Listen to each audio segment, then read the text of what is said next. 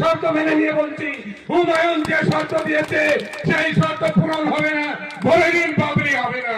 Challenge থাকলো আমার কেরাচাঁদপুর 1 নম্বর হাজরাপাড়া এই সম্মেলনে দাঁড়িয়ে বলছি, হুমায়ুন যে শর্ত দিয়েছে 100 সিটের বিনিময়ে বাবরি হবে না, বাবরি হবে না, বাবরি হবে না, বাবরি।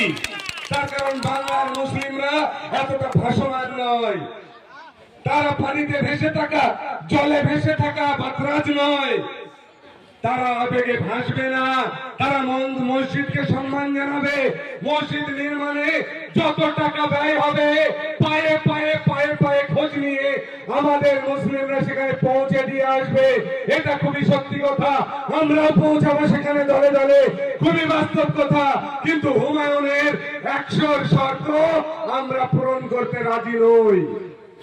তার কারণ হুমায়ুন তো আমাদেরকে ভেঙে দিতে চাইছে, তাই হুমায়ুনের শর্তে আমরা রাজি নই। আমরা কোন শর্তে রাজি? আমরা মমতা ব্যানার্জির শর্তে রাজি, যে শর্তে দিদি বলছেন হাজারপাড়ার রাস্তাটা দীর্ঘদিন হয়নি, এবারে হবে, এটাই তৃণমূল কংগ্রেসের শর্ত।